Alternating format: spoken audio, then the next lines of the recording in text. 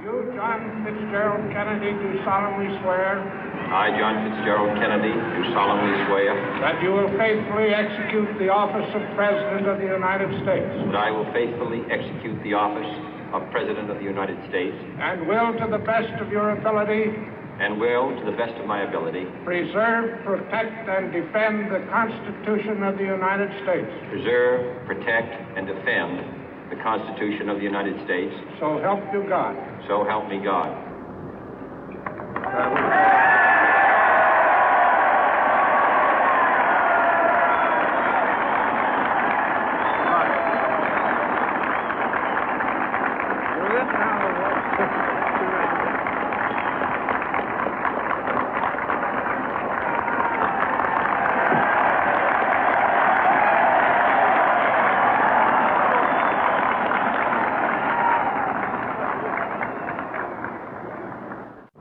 Vice President Johnson, Mr. Speaker, Mr. Chief Justice, President Eisenhower, Vice President Nixon, President Truman, Reverend clergy, fellow citizens.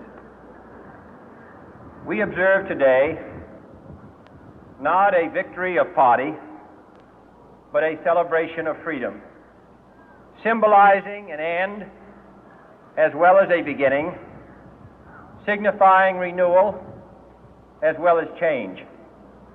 For I have sworn before you and Almighty God the same solemn oath our forebears prescribed nearly a century and 3/4 ago.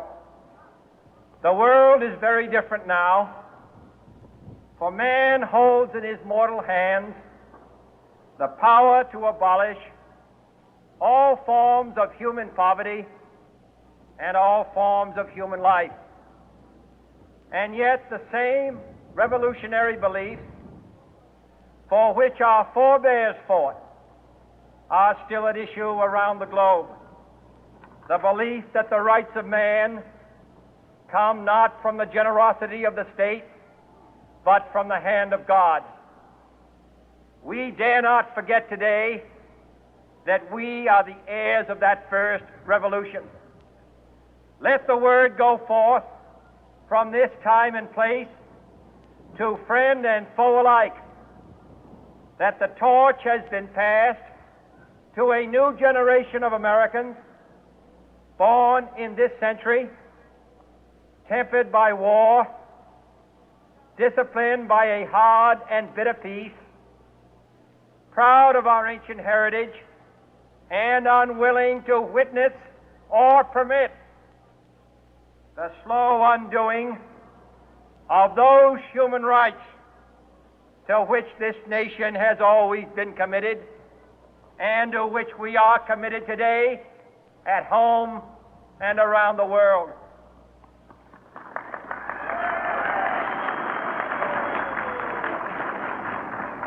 Let every nation know, whether it wishes us well or ill, that we shall pay any price, bear any burden, meet any hardship, support any friend, oppose any foe to assure the survival and the success of liberty.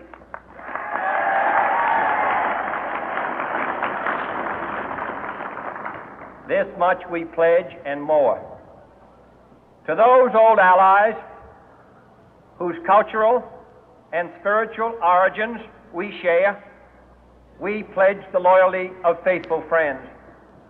United, there is little we cannot do in a host of cooperative ventures.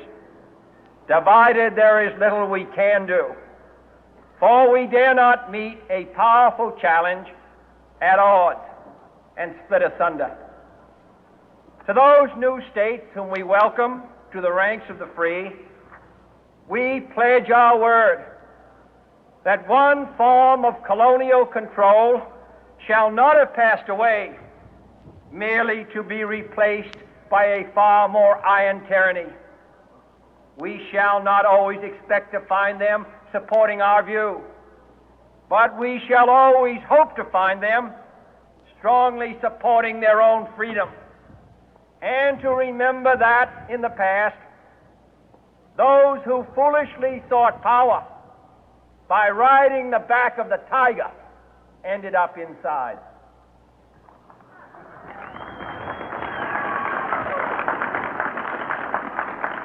To those people in the huts and villages of half the globe struggling to break the bonds of mass misery, we pledge our best efforts to help them help themselves for whatever period is required, not because the communists may be doing it, not because we seek their votes, but because it is right.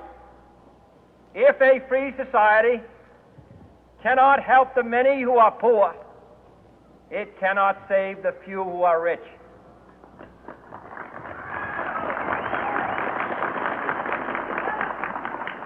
To our sister republics south of our border, we offer a special pledge to convert our good words into good deeds, in a new alliance for progress, to assist free men and free governments in casting off the chains of poverty. But this peaceful revolution of hope cannot become the prey of hostile powers. Let all our neighbors know that we shall join with them to oppose aggression or subversion anywhere in the Americas. And let every other power know that this hemisphere intends to remain the master of its own house.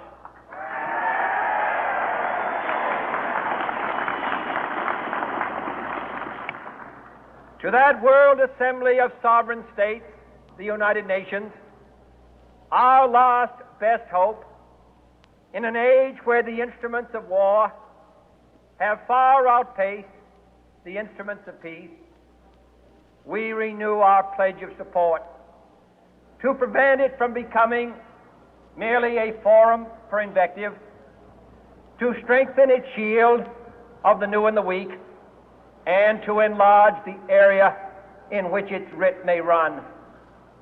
Finally, to those nations who would make themselves our adversary, we offer not a pledge, but a request that both sides begin anew the quest for peace.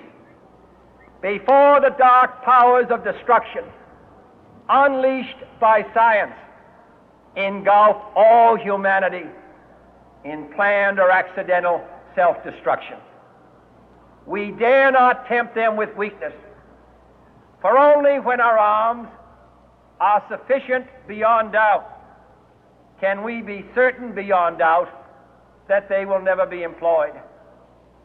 But neither can two great and powerful groups of nations take comfort from our present course, both sides overburdened by the cost of modern weapons, both rightly alarmed by the steady spread of the deadly atom, yet both racing to alter that uncertain balance of terror that stays the hand of mankind's final war.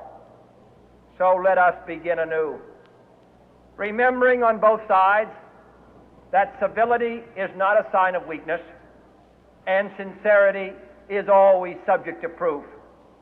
Let us never negotiate out of fear, but let us never fear to negotiate.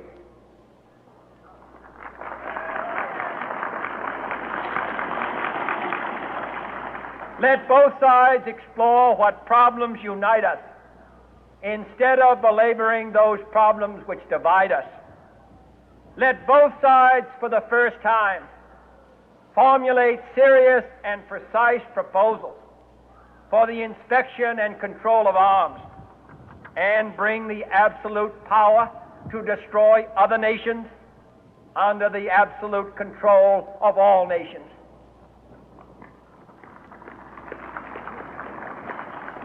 Let both sides seek to invoke the wonders of science instead of its terrors. Together, let us explore the stars, conquer the deserts, eradicate disease, tap the ocean depth, and encourage the arts and commerce. Let both sides unite to heed in all corners of the earth the command of Isaiah to undo the heavy burden and let the oppressed go free.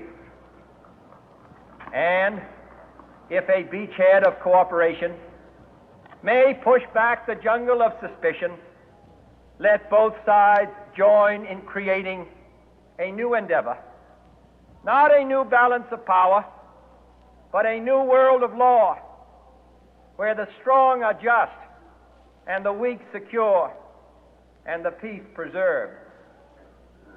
All this will not be finished in the first 100 days, nor will it be finished in the first 1,000 days, nor in the life of this administration, nor even perhaps in our lifetime on this planet.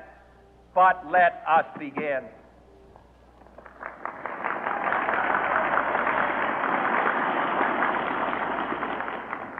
In your hands, my fellow citizens, more than mine, will rest the final success or failure of our course. Since this country was founded, each generation of Americans has been summoned to give testimony to its national loyalty.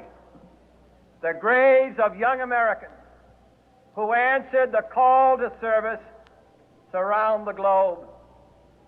Now the trumpet summons us again, not as a call to bear arms, though arms we need, not as a call to battle, though in battle we are, but a call to bear the burden of a long twilight struggle, year in and year out, rejoicing in hope, patient in tribulation, a struggle against the common enemies of man, tyranny, poverty, disease, and war itself. Can we forge against these enemies a grand and global alliance, north and south, east and west, that can assure a more fruitful life for all mankind? Will you join in that historic effort?